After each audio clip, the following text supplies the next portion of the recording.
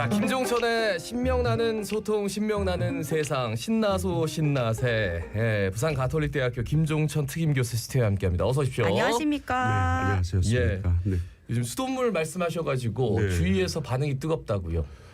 예, 사실 방송 나오고 나서 예. 많은 분들이 저한테 카톡을 보내시더라고요. 오. 이것저것 물으신데 사실 뭐 수돗물 자체가 제가 전공은 아닌데 네. 그렇죠. 부산의 안발생이라는 이런 이슈 때문에 제가 관심을 갖게 됐고 정말 심각한 문제다라고 네, 생각되더라고요. 네, 네.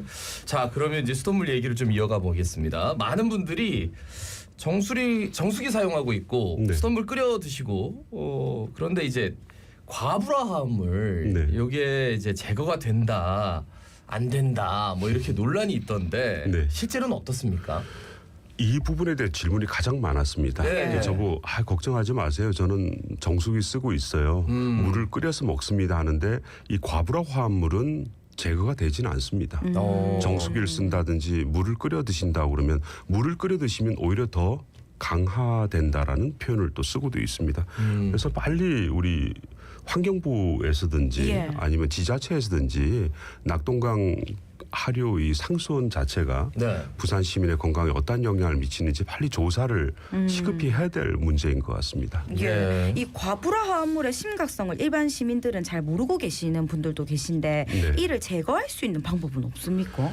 과불화 화합물 뭐냐고 이제 지난번에 말씀드렸듯이 예, 예. 일단 일종의 미세 플라스틱 종류라고 보시면 될 것 예, 같거든요. 근데 제거하는 방법은 제가 확인을 해보니까 한 4-5가지가 있더라고요. 네네. 보통 흡착법이라고 그래서 활성탄 필터를 사용해서 흡착하는 방법이 있고요. 네. 아니면 역삼투하 필터를 통해서 분리하는 또 분리 제거 방법이라는 것이 있고 혹은 또 오존이나 과산화수소를 통해서 이런 광촉매를 통해서 화학적 분리를 하는 또 방법도 있고요.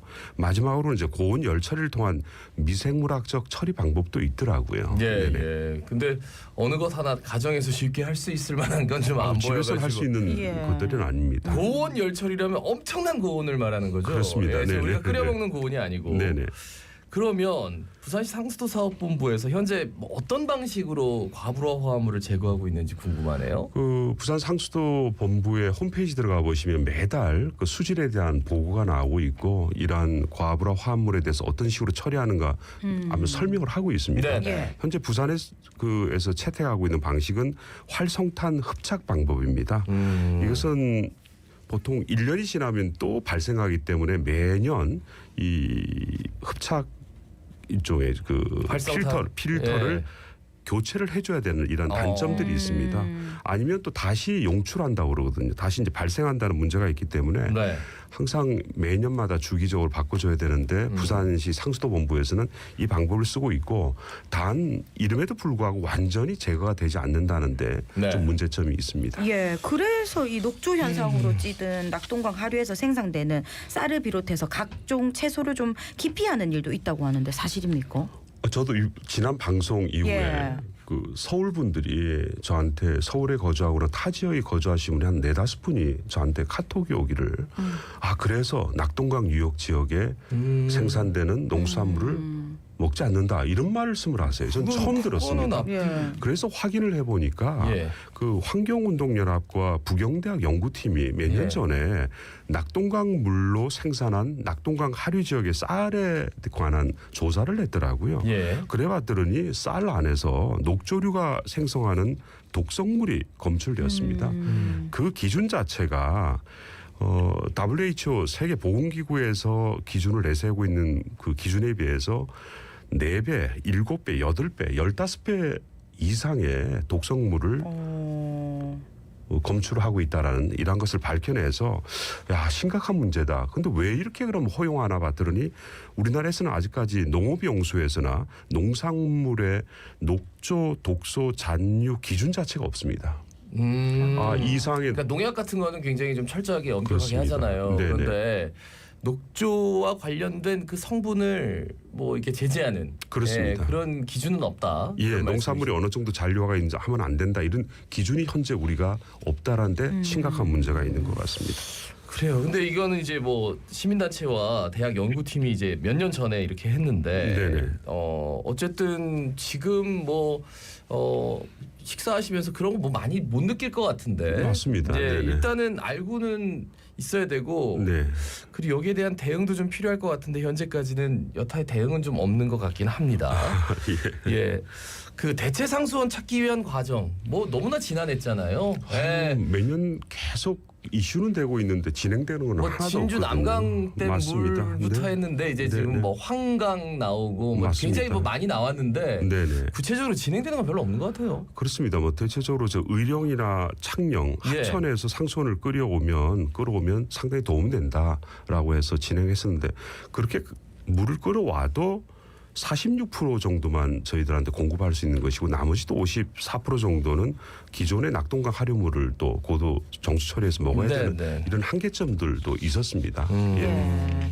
이 덕산댐 건설을 통해 식수원을 대체하는 이야기도 있지 않았습니까? 예, 앞서 말씀드린 의령이나 예. 그 창녕, 합천이 아니라 아예 덕산 댐을 하나 새로 만들어서 부산 시민들에게 맑은 수돗물을 제공하는 것이 좋다라고 해서 진행을 하다가 이 덕산댐 건설 문건이 경남도의회에서 어떻게 알게 돼서 네네. 이 추진 자체를 규탄하는 그 지역 간의 이해관계로 인해서 자초될 수밖에 없었던 문제가 있습니다. 네네. 그래서 물의 문제는 국가의 안보와 생존의 문제이기 때문에 국회에서도 작년에 국회의원분들이 몇 분이 곽규태 의원께서 이 낙동강 특별법이라는 것을 발의를 했는데 중도에 취소됐습니다. 8분이 발의를 했는데 한 분이 중도에 사퇴를 하시는 바람에 네네. 그 발의 자체가 성립되지 못하는 이러한 또 문제가 있었습니다. 그러니까 낙동강 줄기에 걸쳐지는 지자체들이 참 많은데 그렇습니다. 마지막 지자체가 부산입니다. 맞습니다. 근데 그 위에 이제 그 뭐 여러 가지 산업 시설 이런 네. 것들을 이용하면서 규제했을 때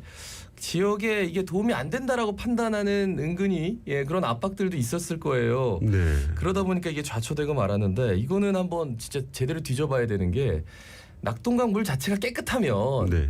우리가 이런 걱정 안 해도 되거든요. 예. 그렇죠. 그렇잖아요. 예, 예. 예.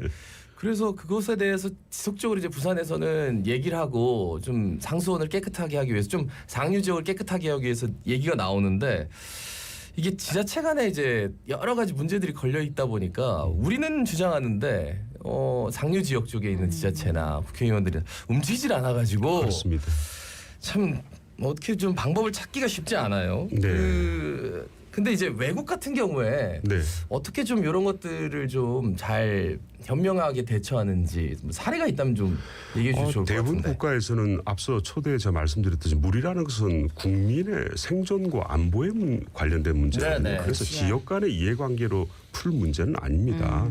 예를 들어서 미국 같은 경우 예를 든다면 LA에 그 상수원을 공급하는 곳은 700km 떨어진 곳에서 가져옵니다. 예. 뉴욕만 하더라도 뉴욕 시내에 있는 물은 250km 떨어진 곳에서 상수원을 가져옵니다. 네네. 뭐 샌프란시스코를 비롯해서 샌프란시스코 같은 경우는 한 270km 떨어진 곳에서 물을 가져오고 있거든요. 네. 그래서 그러한 차원을 봤을 때는 이 지역적이고 지역적인 문제로 갈 것이 아니라 낙동강 상류에 해당되는 안동댐은 맑습니다. 네. 일급수입니다. 네네. 이 물을 다목적댐에서 식수 전용댐으로 전환을 하면 대구를 비롯해서 부산, 울산, 경남 이 지역에 맑은 물을 공급할 수 있거든요. 그러면 하류물을 가지고 농업용으로 쓴다든지 산업용으로 쓴다든지 이러한 어떤 국가 차원에서 정책을 접근해야지 지역적인 문제로 접근해서는 안 된다. 세계적으로 봤을 때 강의 하류물을 먹는 도시는 거의 없습니다. 그러니까 예. 예. 당장 이렇게 얘기하면은 부산 시민들은 공감하는데 이제 안동 가서 그렇죠. 안동 분들을 이제 설득해야 된단 말이에요. 맞습니다. 그러면은 왜 우리가 뭐가 답답해서 우리 좋은 물 우리 지역으로 다 이사 와 이렇게 왜 거기 살면서 우리 달라 그래 이렇게 할 수 있으니까 네. 그러니까 이런 것들을 좀 현명하게 풀어나가는 정부의 조율도 필요하고 거기에 맞는 뭐 대가나 인센티브 맞습니다. 이런 것들을 네네. 굉장히 좀 디테일하게 들어가야 되는데 늘 하다가 그만두고 맞습니다. 그만두고 그런 게 너무 많아요. 이 조정이 지속돼야 되지 단절로 연결돼서는 안 되는데 네네. 계속 단절되는 결과를 가지고 있거든요. 분명히 지역 간에 인센티브를 주는 것은 마땅하다고 생각합니다. 네네. 예. 그래서 농업에 종사하시는 분들이 상수원의 부족으로 인해서 농업의 지장을 받으면 안 되시니까 그런 경우도 대안을 찾으면서 하면 충분히 해결될 수 있는 문제라고 생각합니다. 예. 예. 그러고 또 다른 대체 식수원으로 지난 시간에 해수 담수화를 말씀하셨는데 이 해수 담수화 얘기도 나눠볼까요? 전 세계적으로 지금 기후 변화 지금도 뭐 얼마나 덥습니까? 이 기후 변화 영향으로 담수 자원 자체가 부족하거든요. 예. 지구에 있는 물의 97%가 바닷물입니다. 저희가 먹고 있는 담수는 3%에서도 1%밖에 해당되지 않는 물이라고 합니다. 예. 그래서 세계 인구의 25% 인구가 항상 물의 부족을 느끼고 있고 예. 오히려 풍부한 바닷물 물의 97%를 차지하는 이 바닷물을 네네. 담수화시키는 것이 더 현명하다라고 해서 강력한 대안으로 전 세계적으로 많은 관심과 확대를 해나가고 있습니다. 예. 예. 그럼 이제 해수담수화는 어느 정도 이용 중인가요? 뭐 정확한 통계는 없습니다만 국제담수화 협회에서 발표한 내용을 보면 전 세계적으로 하루 2만 제곱미터 이상을 이제 생산하는 기준을 봤을 때는 한 2만 개 정도 시설이 있다고 그럽니다. 그래서 현재까지는 그 전체 비중이 한 4.4%밖에 되지는 않지만 상하수도 공업용수의 어떤 개발에 비한다면 엄청난 빠른 속도로 해수 담수화 사업이 확대되고 있다고 합니다. 예. 현재 부산에도 기장에 해수 담수화 시설이 있지 않습니까? 그렇습니다. 그 부산시와 정부가 해수 담수화 시설을 만들어 놨는데 지금 현재 그 지역 주민들과 환경단체 반대로 가동을 시키지 못하고 있거든요. 뭐 역삼투압 방식으로 하고 있는데 예. 이걸 제대로 활용을 못하고 있는 게 마음이 좀 안타깝습니다. 예. 그러니까 고리 원자력 발전소 근처이기 때문에 네. 예, 방사능에 대한 걱정이거든요. 가장 큰 네, 거는. 네, 네. 요거를 어떻게 지금 얘기들을 하고 있는지도 좀 한번 말씀해 주세요.